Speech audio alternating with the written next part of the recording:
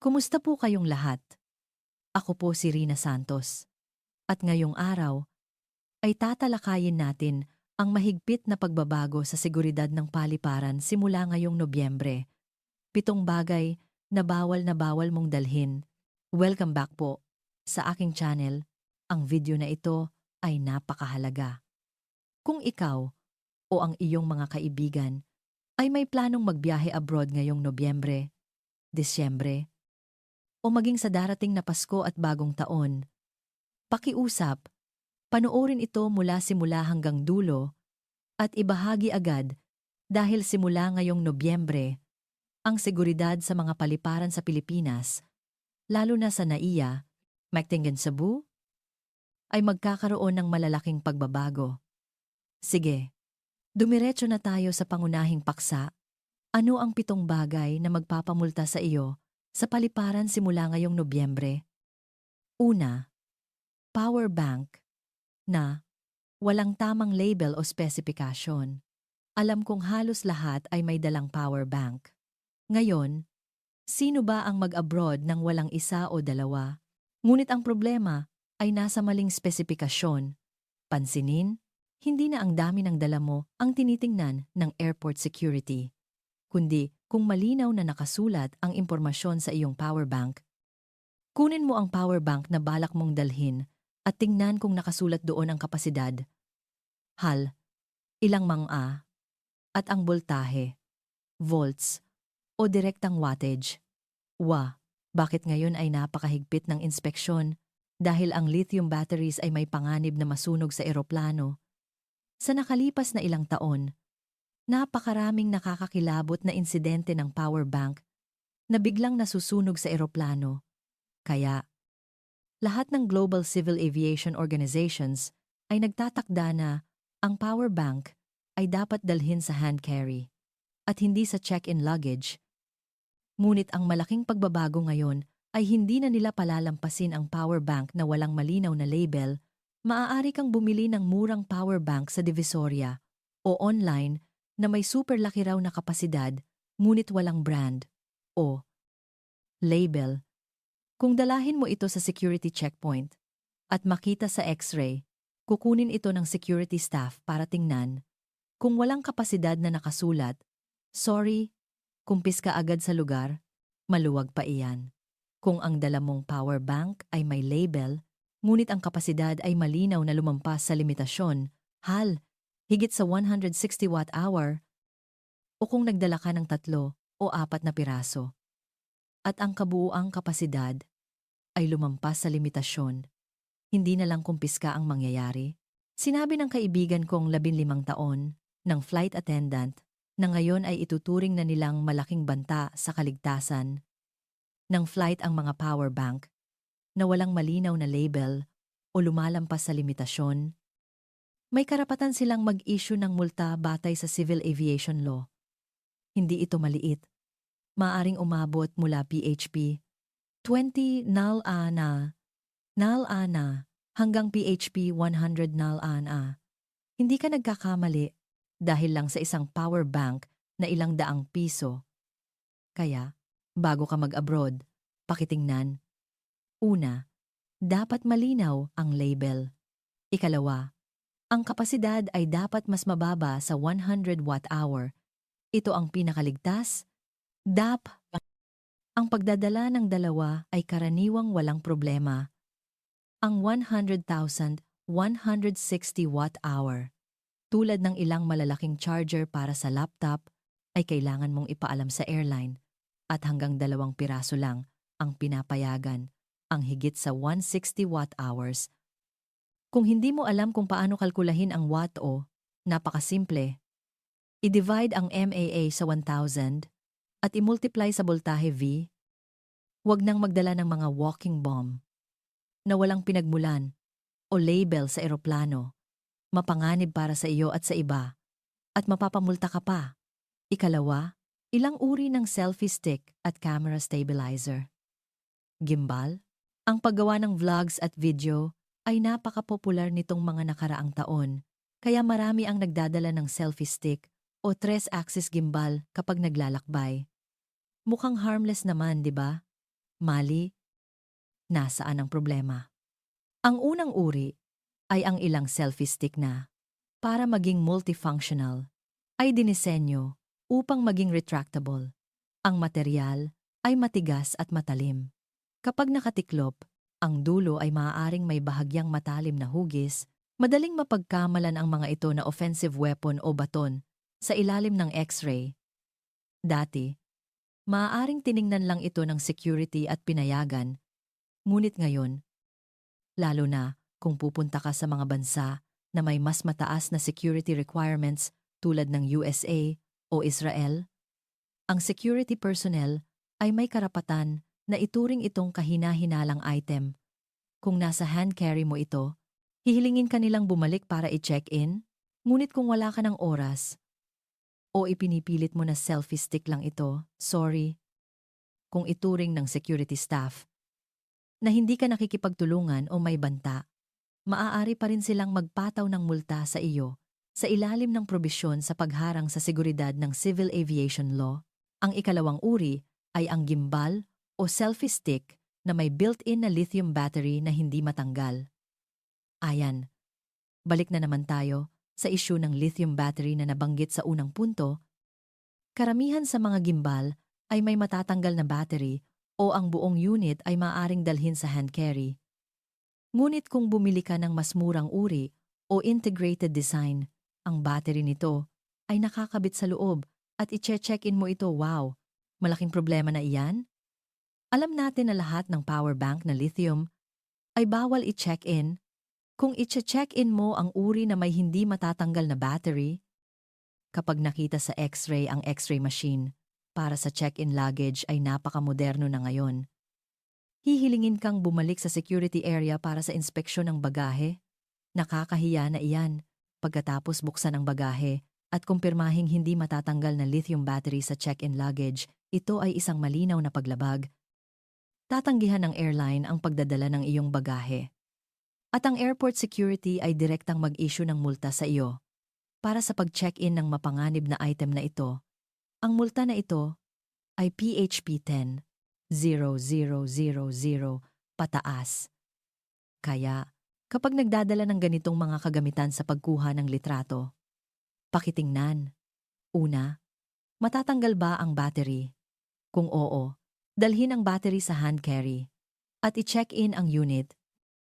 Ikalawa, kung hindi matatanggal, tulad ng ilang maliliit na gimbal, ang buong kagamitan ay dapat dalhin sa hand carry. Ikatlo, huwag magdala ng selfie stick na may kakaibang hugis na sobrang kahawig ng armas. Ikatlo, compressed gas products na lampas sa limitasyon, lalo na ang skincare sprays. Ito ay bagay na kailangang bigyang pansin ng mga kababaihan. Gusto nating lahat na maging maganda? Kailangan ng hairspray? Kailangan ng facial mist? Kapag pumupunta sa mga tropikal na bansa tulad ng Boracay, kailangan ng sunblock spray at mayroon pang ang cooling spray. Para sa damit, marami sa mga ito ay high-pressure compressed gas products. Maaaring napansin lang ng karamihan ang limitasyon sa liquid na hindi hihigit sa 100 ml. Ngunit mas mahigpit ang regulasyon sa compressed gas. Ayon sa regulasyon ng Civil Aviation Authority of the Philippines, CAAP, ang mga spray na ito, i-check-in man o sa hand carry. Una, dapat ay non-flammable, may simbolo ng apoy sa lalagyan. Kung may apoy, absolutely bawal. Ikalawa, dapat ay personal hygiene items. Ikatlo, ang kapasidad ng bawat bote ay hindi dapat lumampas sa 500 ml o 500 gram.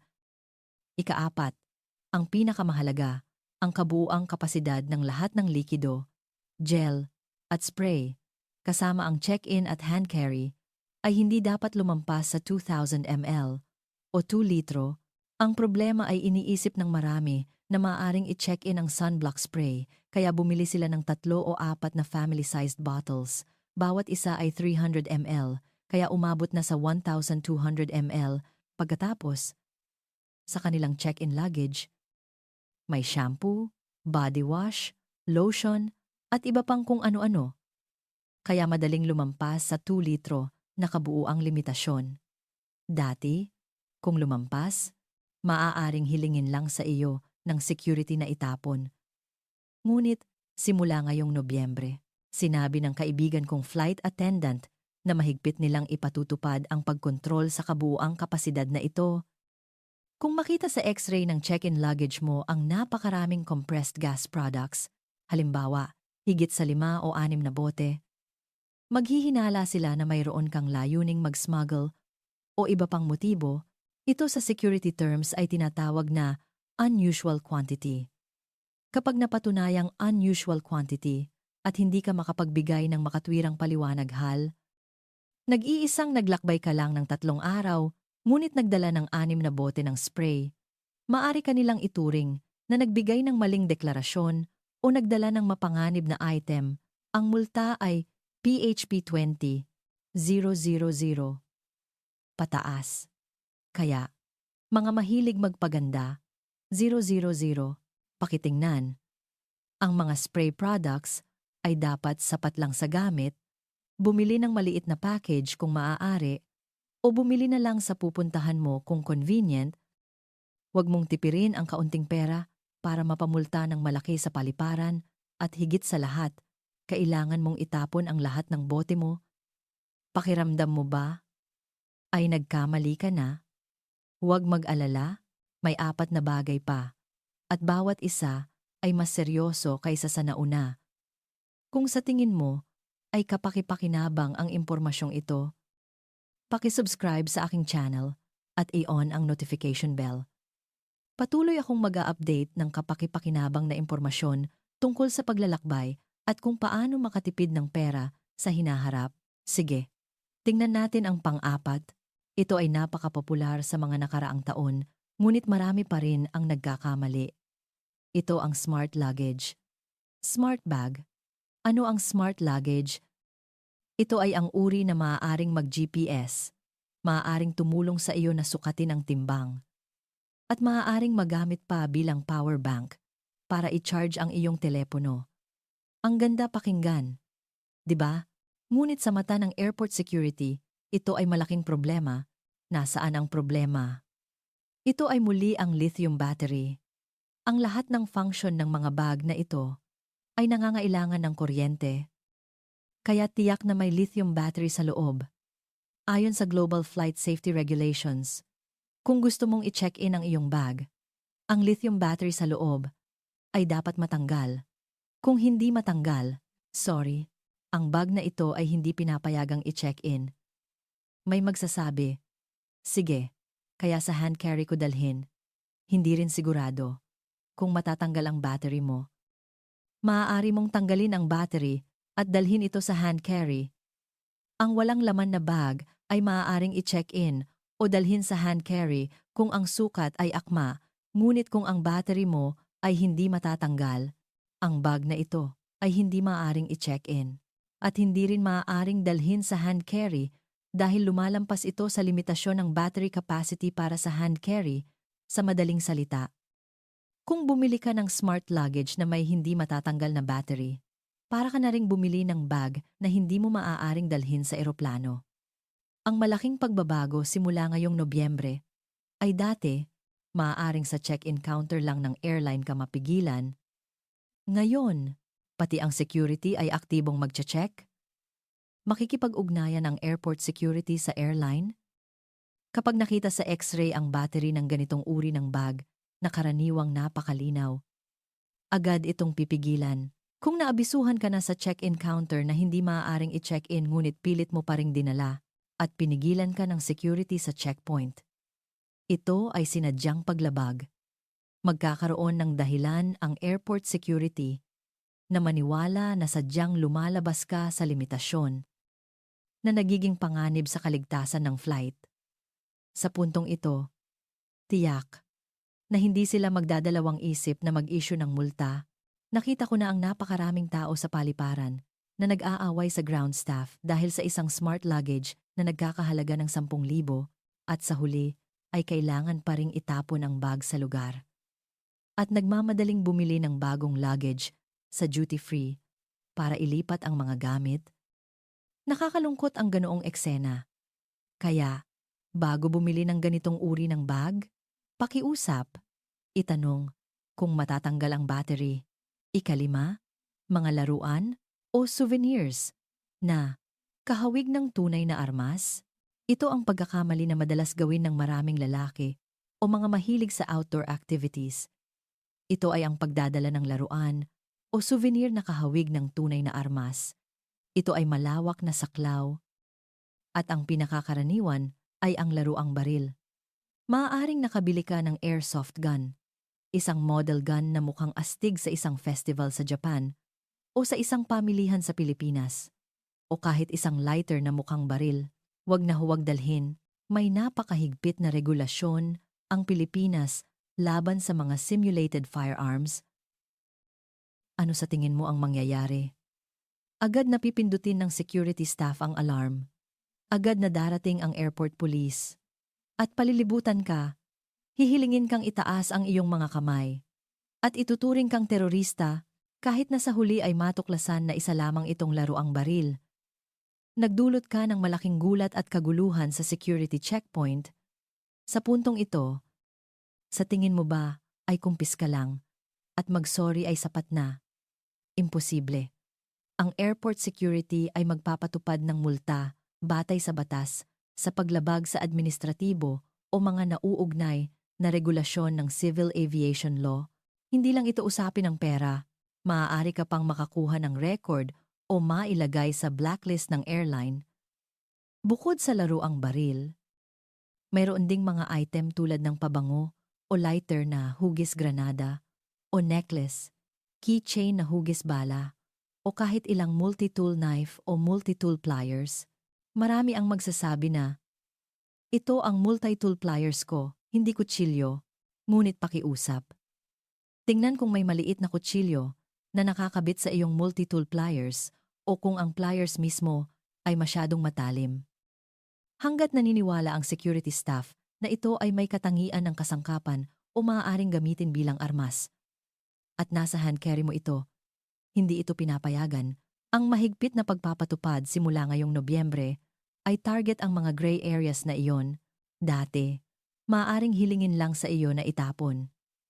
Ngunit ngayon, kung makikipagtalo ka o ang item mo ay sobrang kahawig ng tunay na armas tulad ng laruang baril, agad na mag-issue ng multa. Walang puwang para sa negosasyon. Naglalakbay ka para magsaya, hindi para magpanggap na action star. Pakiusap, iwanan ang mga item na kahawig ng armas sa bahay. Huwag dalhin sa labas, ika-6, mga hindi dineklarang produkto ng hayop at halaman. Lalo na ang karne. Ito ay gusto kong bigyang diin ng malaki, malaki, malaki dahil hindi lang ito multa na PHP 20, NAM, kundi PHP 200, NAM, HP 200 NAM. Pataas, ito ay ang mga hindi dineklarang produkto ng hayop at halaman, lalo na ang karne, bagaman ito ay pangunahing responsibilidad ng customs na kontrolin. Mayroon itong kaugnayan sa seguridad ng paliparan. Bakit? Dahil kapag umuwi ka sa bansa, lahat ng iyong bagahe, kasama ang check-in at hand carry, ay dadaan sa X-ray. Ang airport security staff ay nakatayo sa likod ng X-ray. Kung makita nila sa iyong bagahe, ang kahina-hinalang organikong materyal, halimbawa, isang pakete ng longganisa, isang box ng dried meat, may responsibilidad silang ipaalam sa customs. Pagkatapos, kapag nakuha mo na ang iyong bagahe at handa ka ng lumabas sa green lane na walang deklarasyon, ngingiti ang customs officer at iimbitahan ka, "Ma'am sir, pakicheck po ulit ang bagahe sa X-ray." Alam ng halos lahat ang kaseryosohan ng African swine fever. Ang gobyerno ay nagpatupad ng malalaking multa upang pigilan ang ASF na makapasok sa Pilipinas hanggat mahuli kang nagdadala ng anumang produkto ng baboy mula sa mga apektadong lugar, kabilang ang China, Hong Kong, Macau, Vietnam, Thailand, South Korea. Ang mga lugar na madalas nating puntahan, pakiusap, anumang produkto, tuyong karne man, longganisa, smoked ham, tocino, o kahit hopia na may karne o siomai na may karne hanggat mahuli ka. Sa unang pagkakataon ay PHP 200,000 ang multa. Sa ikalawang pagkakataon ay PHP 100,000.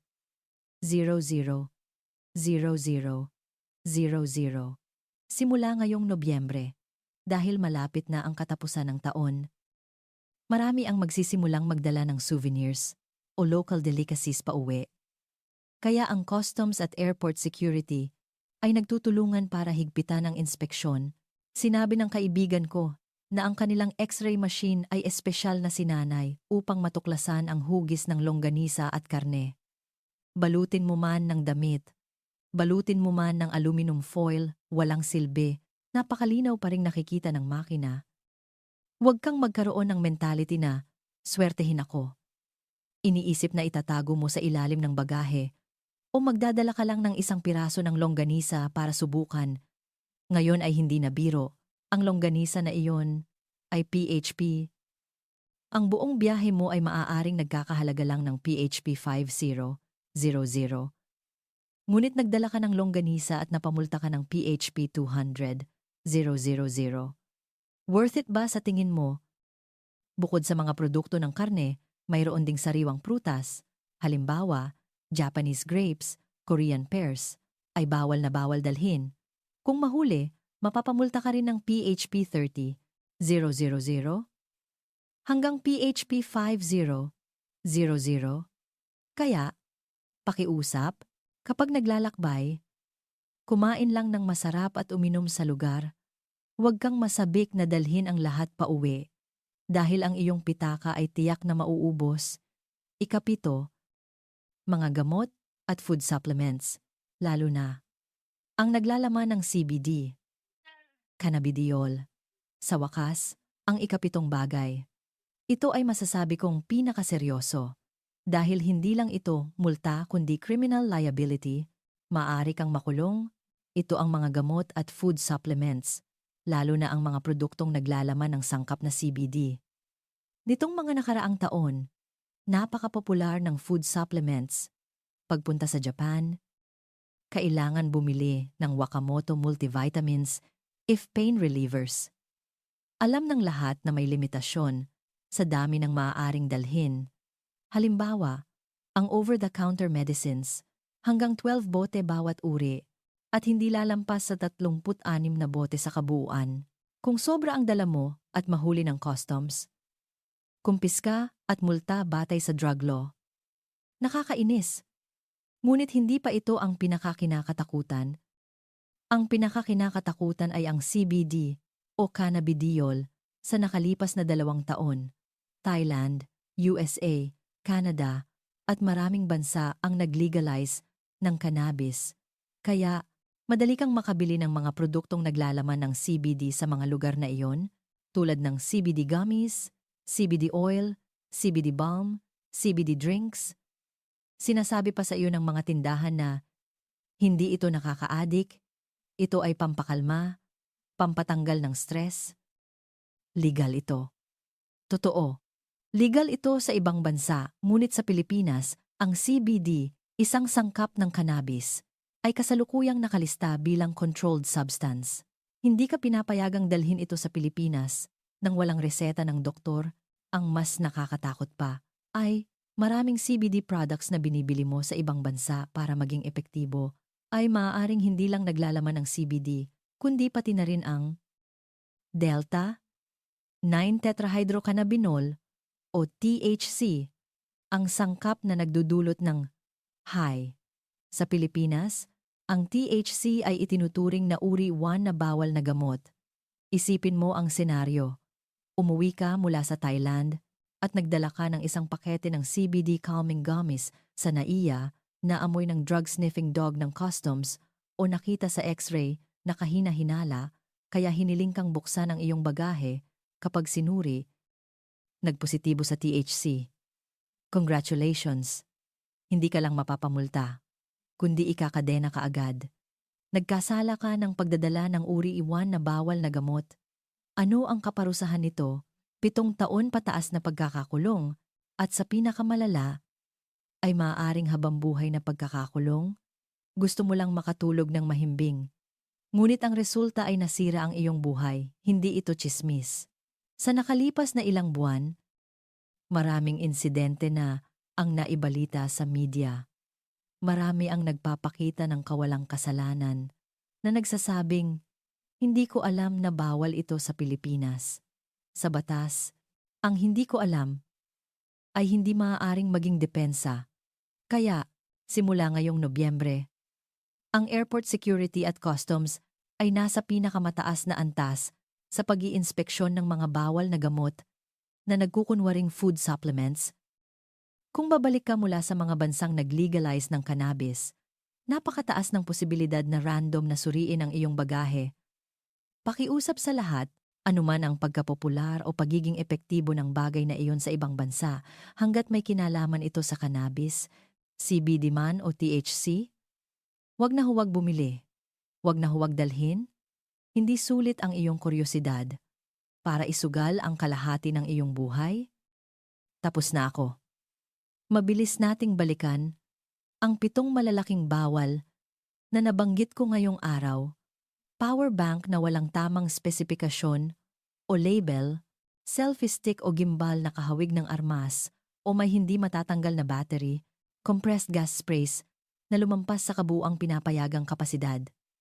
Smart luggage na may hindi matatanggal na battery, laruang baril o souvenirs na kahawig ng tunay na armas. Mga produkto ng karne malaking multa dahil sa African Swine Fever, PHP 200,000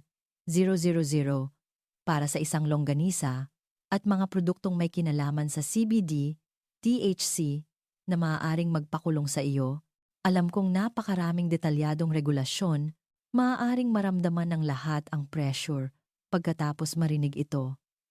Ngunit sa huli, ang lahat ng regulasyon na ito ay para sa kaligtasan ng flight, pati na rin upang protektahan ang kalusugan ng publiko at ang seguridad ng lipunan sa Pilipinas. Naglalakbay tayo para mag-relax, para gumawa ng magagandang alaala, hindi para makipag-away sa airport security, mapamulta, o makulong pa. Kaya, paano natin protektahan ang ating sarili? Napakasimple. Kapag nag-aayos ka ng iyong bagahe, bago umalis, tingnan muli ang video na ito. Kunin ang iyong power bank at suriin ang label. Kunin ang iyong mga bote at kalkulahin ang kapasidad. Suriin ang iyong bagahe kung matatanggal ang battery. Kapag bumili ka ng souvenirs bago umuwi, kung pagkain ito, lalo na karne at prutas, sabihin mo sa iyong sarili na, ubusin ko na lang ito dito. Kung may makita kang item na may hugis ng dahon ng cannabis, gaano man ito ka-cool, layuan mo ito. Sa security checkpoint, makipagtulungan ng 100% anumang hilingin ng security staff na ilabas mo, laptop, tablet, power bank, walang laman na bote ng tubig, lahat ay aktibong ilabas at ilagay sa tray.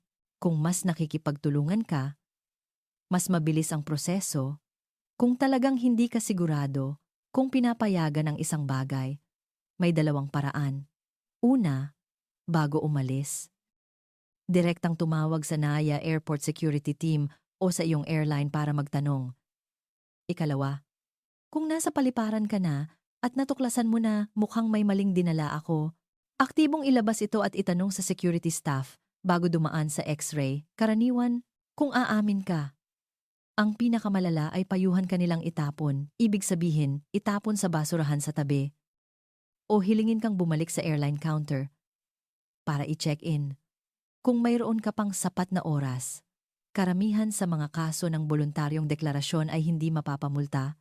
Ang pinakakinakatakutan ay ang mentalidad na, swertehin ako, na gustong itago, gustong subukan ang kapalaran. Sa bagong teknolohiya ng pag-scan, at mahigpit na pagpapatupad ngayon, halos imposible kang makalusot. Kapag nahuli, ito ay multa o maging kasong kriminal. Ang malaking pagbabago sa paliparan simula Nobyembre ay sa katunayan ay 2 salita, mahigpit na pagpapatupad Ang mga malalabong espasyo noon ay wala na ngayon. Sana ang video ngayong araw ay makatulong sa lahat ng mga kaibigan na naghahanda para mag-abroad. Ginagastos natin ang pera para maglakbay upang mag-enjoy. Huwag nating hayaang dahil lang sa maling dala ay maging bangungot ang masayang biyahe. Kung sa tingin mo ay napakalaking tulong ng video ngayong araw para sa iyo, paki-subscribe sa aking channel at ibahagi ng husto ang video na ito sa iyong Facebook at mga Zalo group, lalo na sa mga kaibigan na mag-abroad ngayong Nobyembre at Disyembre. Ang isang simpleng pagbabahagi mo ay maaaring makatulong sa kanila na makatipid ng PHP 200,000 o maiwasan pa ang isang kaso ng pagkakakulong. Sa huli, gusto kong imbitahan ang lahat na mag-iwan ng komento sa ibaba para ipaalam sa akin ano ang pinakakakaibang bagay na pinigilan ka sa airport security dati o mayroon ka bang tanong tungkol sa 7 bagay na nabanggit ko. Susubukan kong sagutin ang lahat sa ibaba. Sige, hanggang dito na lang ang video ngayong araw. Nais kong maging ligtas, maayos, at masaya ang bawat flight ng lahat. Magkita-kita tayo sa susunod na video.